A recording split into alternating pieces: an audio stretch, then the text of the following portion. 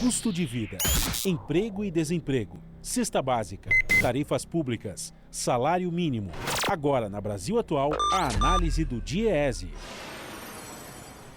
E nós vamos conversar agora com o diretor técnico do DIEESE, Fausto Augusto Júnior. Bom dia, Fausto. Bom dia, Glauco. Bom dia a todos. Fausto, na sexta-feira surgiu a notícia de que o governo Bolsonaro implantou um sistema para monitorar paralisações do setor público federal, permitindo o corte de ponto automático do servidor grevista, que é um evidente ataque ao direito de greve. Pela regra normativa do Ministério da Economia, os órgãos federais devem informar o governo a ocorrência de greve para que haja o desconto imediato da remuneração. Como é que você vê mais essa iniciativa do governo Bolsonaro, mais uma prática antissindical? Não há dúvida, Glauco. O que a gente está assistindo são dois movimentos que diferem de alguma forma a Constituição. Primeiro, o direito à greve do conjunto dos trabalhadores em geral.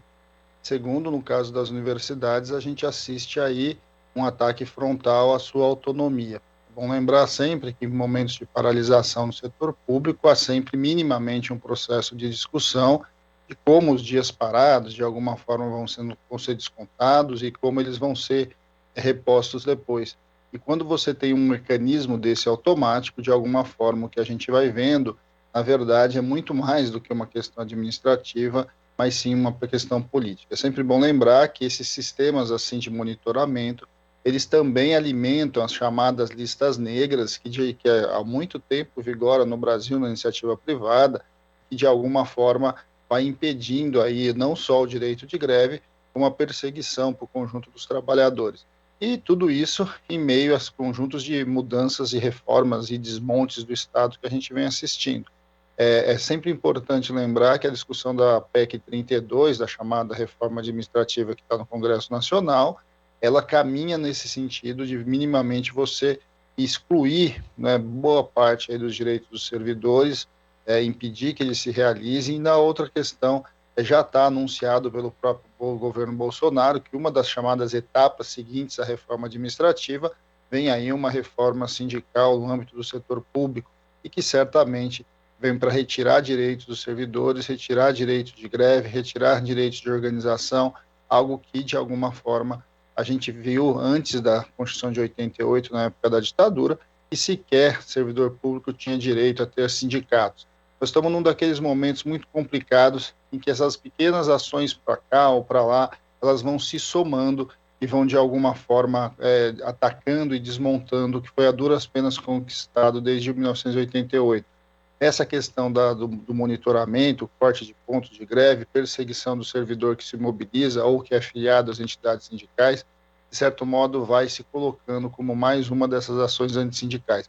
É bom lembrar, viu, Glauco, que já vinha acontecendo junto ao Serviço Público Federal todo um processo de recadastramento de servidores filiados para efeitos de desconto da taxa sindical, né, enfim, da taxa de filiação aos sindicatos, e que a gente já vinha assistindo ali mais um movimento aí de tentar retirar recursos do movimento sindical em geral, para que, de certo modo, paralisar as suas atividades, entre elas as suas atividades sindicais. Então, de alguma forma, o que a gente está vendo é mais uma dessas ações de perseguição ao movimento sindical e que, de alguma forma, precisam ser coibidas, de alguma forma, precisam ser enfrentadas, porque ainda é sempre importante lembrar, a base os sindicatos é uma das grandes bases da democracia num país e que precisa ser protegido, precisa ter os seus direitos garantidos, e um deles é certamente o direito de greve.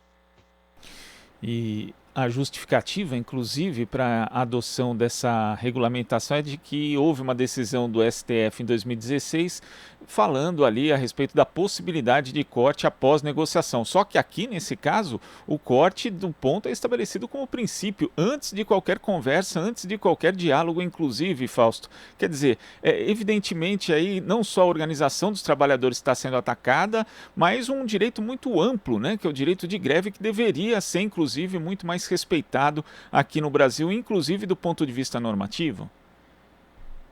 Tem, sem dúvida, Glauco, nesse ponto, e além disso, né, vamos lembrar que no caso do setor público, o debate da negociação coletiva, né, que é, de fato, a Convenção 151 da OIT, sempre foi um debate muito difícil, sempre foi um debate bastante pouco respeitado, A gente sabe que poucos estados e municípios, de fato, negociam com o serviço público. A greve, no final das contas, na maior parte dos casos, ela acaba sendo um dos elementos de pressão para o próprio executivo negociar. Ou seja, o que a gente está vendo, de certo modo, é uma ideia de que, para o caso dos servidores, pouco interessa aí qual a posição dos sindicatos, qual a posição dos trabalhadores, o governo vai implementar a sua política à revelia, a sua política independente da discussão com o próprio servidor. Isso é uma característica deste governo. Ele já vem já há algum tempo num processo claro de enfraquecimento do movimento sindical. Todas as medidas de proteção aí que foram construídas por conta da pandemia, elas caminharam para negociações individuais, caminharam para retirar o sindicato das discussões.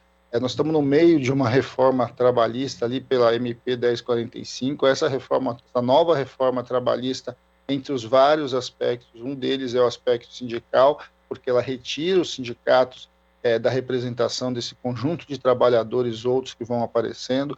Há um processo de reforço dessa chamada negociação individual, e essa negociação individual a gente sabe que está muito longe de ser negociação, na verdade é sempre uma imposição para a empresa, e o que a gente está assistindo nessa questão aí do direito de greve do servidor público caminha no mesmo sentido, ou seja, o Estado não quer dialogar, não dialoga com os sindicatos, entende os sindicatos como uma instituição que deveria ser enfraquecida e até mesmo ser destruída, e aí o que a gente vai assistindo é um processo e um conjunto bastante grande de ação antissindical.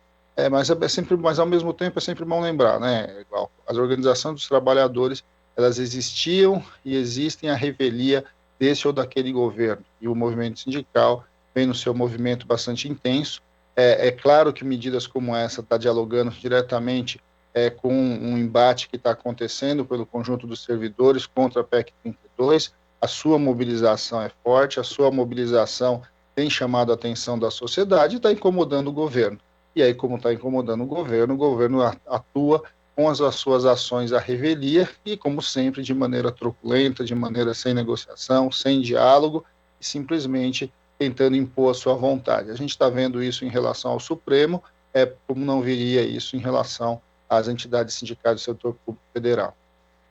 E como você lembra, Fausto, não é a primeira prática antissindical do governo de Jair Bolsonaro. Aliás, isso vem acontecendo desde o governo Temer. Temos diversas iniciativas por parte do Executivo no sentido de dificultar a organização dos trabalhadores. E isso a gente está falando do mercado de trabalho, como você destaca também, Fausto, sempre aqui no espaço do Diese, altamente precarizado na atualidade. Quer dizer, a gente tem o trabalhador, então, que tem dificuldade de se organizar porque não tem nenhum registro formal, e do outro lado tem os trabalhadores, as categorias organizadas que estão sofrendo esses ataques para dificultar justamente a sua organização. É um ataque amplo no caso dos direitos dos trabalhadores, Fausto? Sem dúvida é um ataque amplo e um ataque com uma intenção muito clara, uma intenção de, ao enfraquecer o movimento sindical em geral, reduzir a sua capacidade de interferência, né, a sua capacidade ali de melhorar a vida do trabalhador em geral, ampliar seu salário, garantir o seu reajuste, minimamente enfrentar o processo de carestia que a inflação desse momento está causando.